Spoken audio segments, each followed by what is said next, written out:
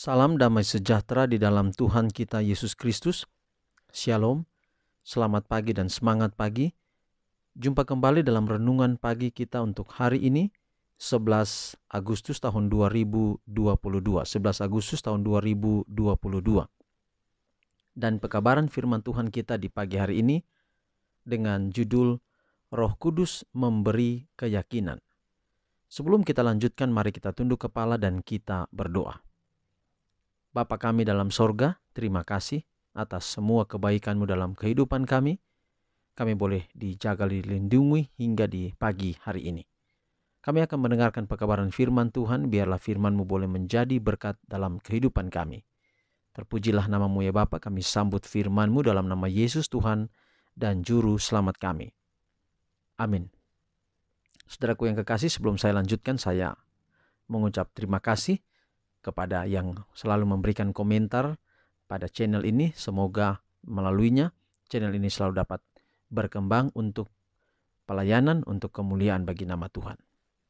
Sekali lagi renungan pagi kita di hari ini dengan judul Roh Kudus memberi keyakinan. Dan ayat tema kita Yohanes 16 ayat 8.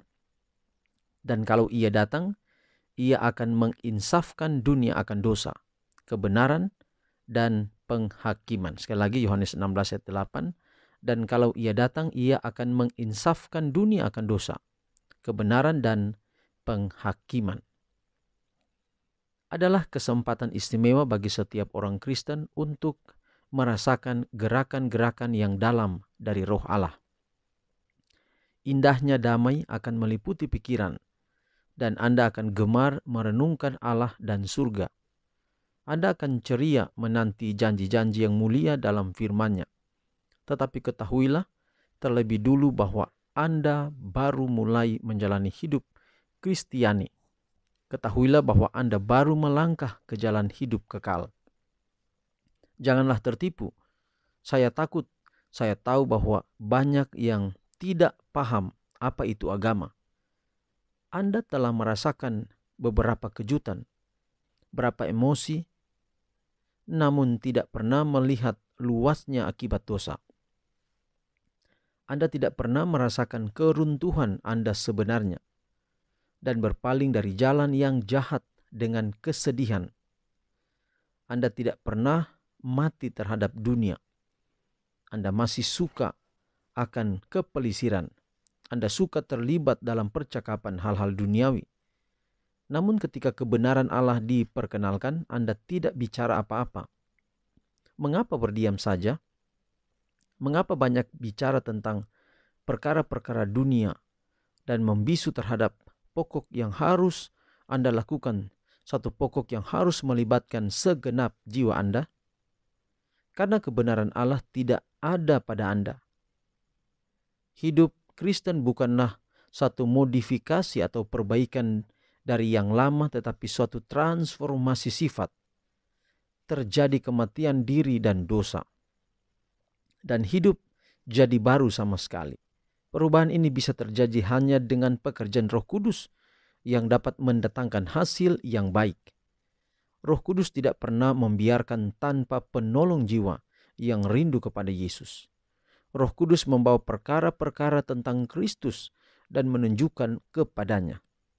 Jika mata tetap ditujukan kepada Kristus, pekerjaan Roh tidak akan berhenti sampai jiwa itu serupa dengan petanya. Jadi Roh Kudus ini memberikan keyakinan. Pekerjaan Roh Kudus tidak terlihat. Yesus berkata itu seperti angin, tidak kelihatan, tetapi pohon yang ditiup kita lihat bahwa angin baru saja lewat. Gerakan Roh Kudus itu dirasakan. Dan pekerjaan Roh Kudus ini membuat bukan hanya reformasi tetapi transformasi. Apa bedanya? Kita langsung pada contoh. Ular, dia bukan transformasi tetapi hanya reformasi. Dia mengganti kulit tetapi dia tetap ular.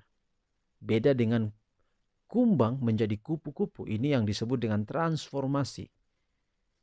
Jadi dari kumbang yang mungkin kelihatan jelek, biasa, tapi kemudian dia menjadi sesuatu yang indah. Ini transformasi namanya. Jadi ular itu prosesnya itu reformasi. Dia hanya berubah sedikit, lalu kemudian tetap jadi ular. Tetapi transformasi dibutuhkan oleh kita. Maka Roh Kudus itu harus menjadi penting untuk membuat kita berubah dalam konteks transformasi. Kita perlu ada transformasi, perlu ada perubahan dalam diri kita. Dan Roh Kudus memegang peran penting di sini. Itulah sebabnya Yohanes 16:8 ini peran Roh Kudus. Ia datang menginsafkan dunia. Ini cara kerja Roh Kudus. Bukan, kalau di sini bilang menginsafkan dunia berarti bukan cuma pilih suku tertentu atau budaya tertentu atau orang tertentu atau kelompok tertentu.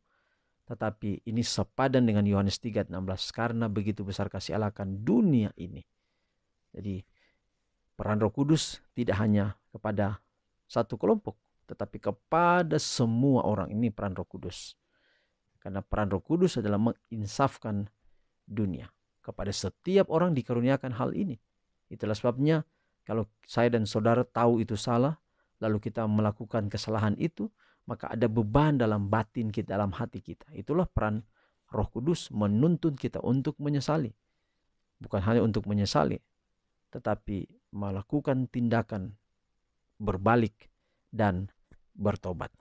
Kiranya pekabaran hari ini akan menjadi berkat dalam hidup kita. Mari kita sadari akan pekerjaan Roh Kudus dalam hidup kita untuk menjadikan kita boleh bertransformasi. Kita boleh mengalami perubahan dalam kehidupan kita.